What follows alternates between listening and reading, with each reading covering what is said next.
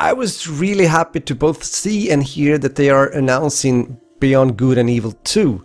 I don't know if you people actually know anything about this game, and apparently some of you guys might not even have played the first one, which is from 2003. It's considered to be an open world, like an action-adventure game. Quite some cool characters that you will probably love if you get into the game. So I can highly recommend you to play the first game, even though it's an old one. In the first game you follow the adventures of a girl named Jade. She's, you might call it, an investigate reporter and also very good at martial arts. And she works with the resistant movement to reveal a planet-wide alien conspiracy. So in the game you both control Jade and allies, you solve puzzles, you fight enemies of course, and also you obtain photographic evidence. Now the new game Beyond Good and Evil 2 is developed by Ubisoft Multiplayer. The date hasn't yet been announced and I hope to hear pretty soon when, because I have my eyes on this game, people. Actually Ubisoft talked about this upcoming Beyond Good and Evil 2 already back in 2011. And they were saying that, you know, they've come pretty far when it comes to the development of the game on the next generation of consoles. Time went on and wasn't much more information about the game until 2016. Since the technique has been pushed forward also when it comes to the new gen consoles, the game has probably been done from scratch. It's gonna look really good. Let me know what you think. God of War Be a Warrior. What can I say? Is there anyone out there that hasn't been playing at least one of the God of War games? Well, maybe there is, but I really like this franchise and it was really nice to see this trailer showing this upcoming God of War game that's going to be released somewhere during 2018. The trailer showed us what we're used to see when it comes to Kratos and of course God of War in general, which is going to be a lot of hack and slash throughout the game, but also here we can see that they've added something extra to the story. A son that is by the side of Kratos fighting through the hordes of enemies and monsters. I remember meeting Kratos in the first God of War game back in 2005, playing it on the PlayStation 2. Already back then I could feel that this is a really good game and I was happy to see that the franchise kept on going. So with that said, I'm really looking forward to this game as well. The new God of War 2018 video game is already on my list, as I just mentioned, and I do think this is going to provide some really good third-person action. I think God of War is actually one of the better third-person games out there. Let me know your opinions about it. And of course we'll see much more footage and videos when it comes to this game later on, since it's in development by Santa Monica Studio and to be published by Sony Interactive Entertainment. I mentioned the franchise and the fact that it's been a lot of games in this series. This is actually the 8th one, so if you want to get into it and meet Kratos as I did with the original game, maybe now for the first time, you have plenty of time to play through all these 7 games before you enter into the 2018 game. I think they've created an amazing character when it comes to Kratos, and I also have always been inspired and felt the attraction when it comes to the Greek mythology. If I know Kratos right, I think we're gonna see a lot of conflicts when it comes to him master his rage. You know, that has been like driven him for a lot of years in the former games. Especially if he wants to be a good father and a role model for his son. Well, we'll see how that's gonna end up. Anthem is a game that I didn't know anything about until I saw the actual video or trailer, and I'm happy that I did, because this is something that I will definitely look into when it comes out later on. Later on in this case means also 2018. Now Anthem is supposed to be an open world action role-playing video game, and it's developed by BioWare and published by EA, Electronic Arts. It's announced to be released on both Microsoft Windows, PlayStation 4 and Xbox One, so I think all of you people out there will definitely have a chance to put your hands on this game. The game looks really good, and so far on the Frostbite engine it delivers a stunning visual kind of look. Just take a look at the facial expressions and things like that, something that some of you gamers have been missing when it comes to Mass Effect Andromeda. But here we can see in the trailer that it looks really good already. In Anthem you will take the role as a freelancer, donning fully customizable exosuits called Javelins.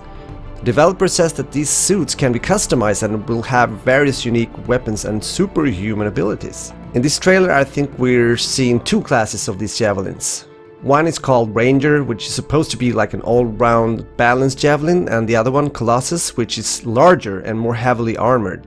What I found interesting here, especially towards the end, you will see a bit of that, is that it's a kind of shared world cooperative multiplayer game. So you can have 4 squad members teaming up. So with your squad gathered, you will be able to fight both beasts, but also enemies that you will find while exploring this kind of open world area. One of the writers of this game has been working on the Mass Effect series, so I think that also says a bit that we might expect a really good story behind all this. I hope so, at least. I think that the trailer when it comes to Wolfenstein 2, the new Colossus, put a lot of smiles on the faces of the people that have been watching it, mine included. I think the intro, as you see, is really fun. It's cool, it's a great thing, and then it goes into the actual gameplay or the game. Bethesda has said that this game will be released later on this year, so here you go, find a game that you can buy within 2017.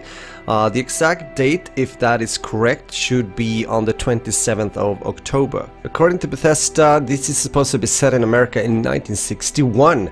The new Colossus will take BJ from a post-nuclear Manhattan to small-town Roswell, and also the boulevards of New Orleans and beyond that as well. Because our dear BJ is leading the resistance against the Nazi occupation of his beloved country. If you play the former game, you might know that BJ must rebuild himself, because he barely survived the assassination of Nazi General Death's head at the end of Wolfenstein: The New Order. So in this game he will definitely start off by recovering from these very extensive injuries. But when he do so, he finds himself stronger than ever. And of course, in the new game of Wolfenstein you will also get this really cool arsenal of high-tech weaponry, which is including here something called the Laserkraftwerk, which is supposed to be really good for disintegrating Nazi goons. Something also that is called Dieselkraftwerk, which is built to blast a bunch of enemies with some gas-powered grenades. You will also get to play and see BJ get up close and personal using a new hatchet. You will have some old friends of BJ returning in the game.